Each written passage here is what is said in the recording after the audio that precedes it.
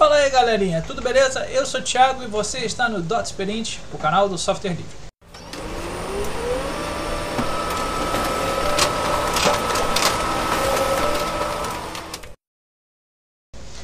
Estava conversando com outro carinha num grupo de Telegram de design Linux. Apesar de usar Windows, também gosto das propostas do Linux em geral. Mas a questão não é essa, a questão é do porquê de usar Windows.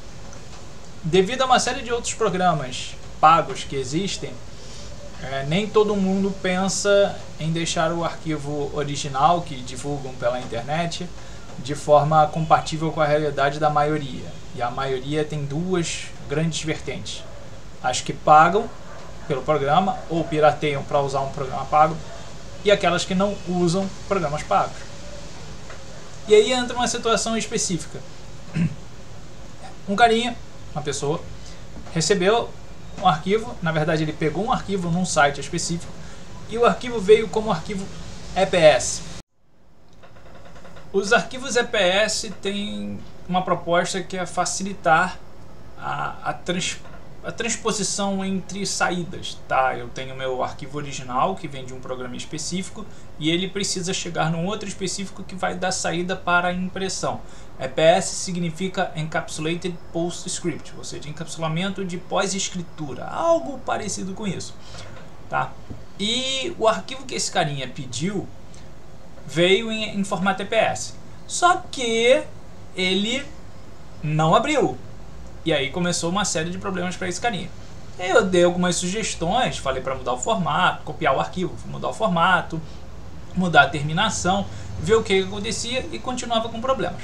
Ele pediu ajuda e eu fui lá e ofereci ajuda.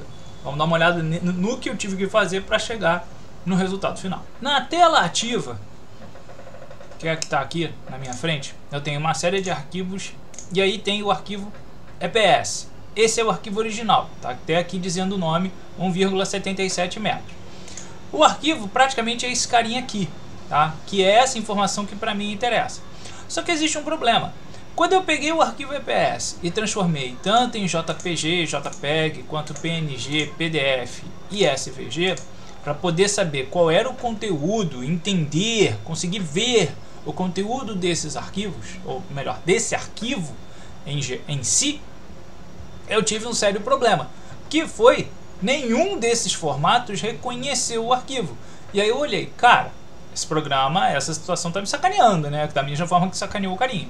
Então eu fui, abri o Illustrator, joguei o EPS dentro do Illustrator e o arquivo Illustrator apareceu como sendo um JPEG vinculado a um outro arquivo externo com mais informações do que ele tinha, mas a base dele estava aí, estava resolvido, me solucionou meu problema. Como fazer o arquivo EPS entender que esse arquivo não deve ser um JPEG, tem que ser um EPS. Então eu fui, salvei o arquivo EPS em Illustrator e do Illustrator exportei como JPEG, o arquivo inteiro, tá? E ele criou só uma única imagem.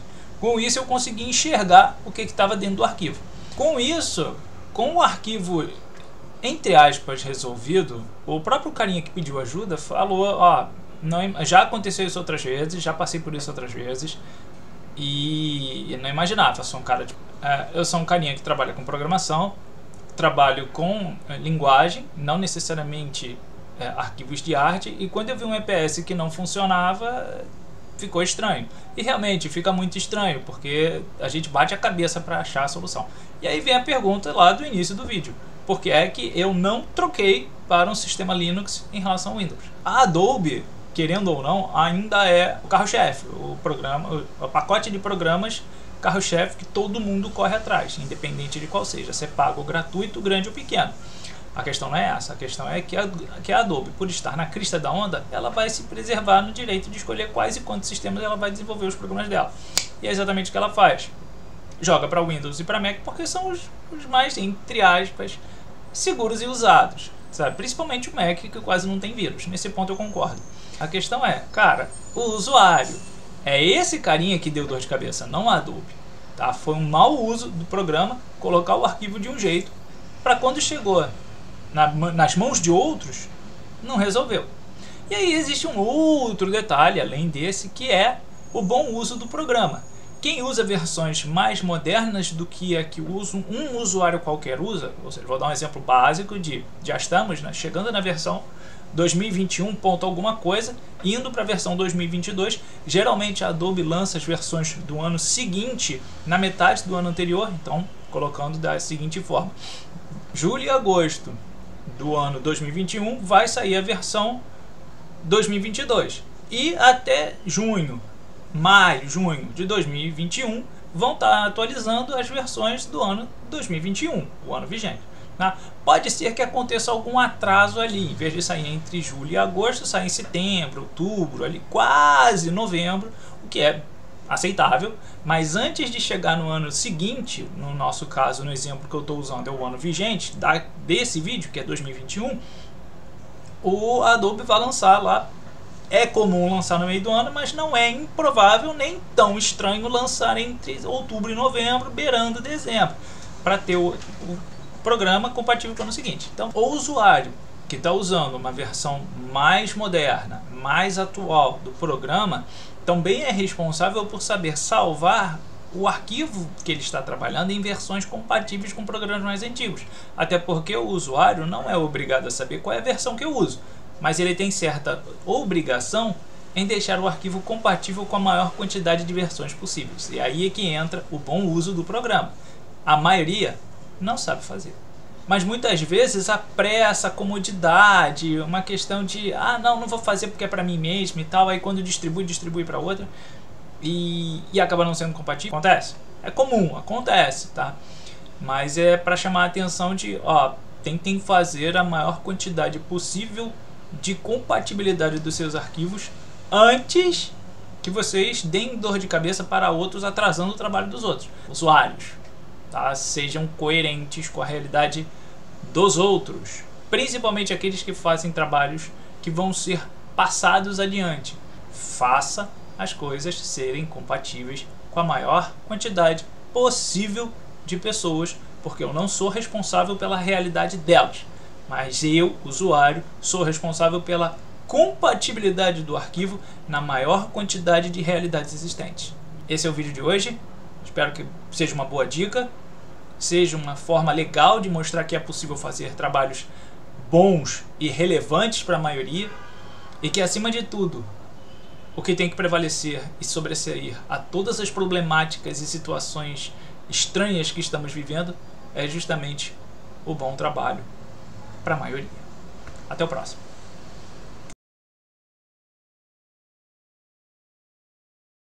E isso acontece também em outros programas tipo a Unity. A Unity tem uma limitação básica que das versões de assets, principalmente 3D, que usam especificamente para uma versão da Unity e anterior àquela versão ele não funciona. Então, para usar algumas coisas dentro da Unity é necessário ter a versão mais recente possível. Só que se eu tenho um computador antigo, eu vou ficar limitado a uma versão mais antiga. Eu preciso de algo que está numa versão mais moderna. Então é meio que estranho ver isso, sabe? Computador novo, recente, Mac recente, Windows recente, laptop gamer recente, não está barato no Brasil. E mesmo que eu não esteja falando de Brasil,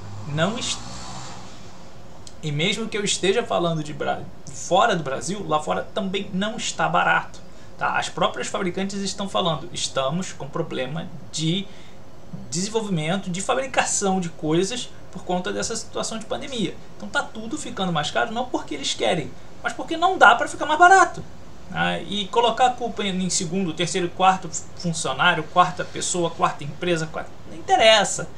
Cara, é questão de coerência e bom uso.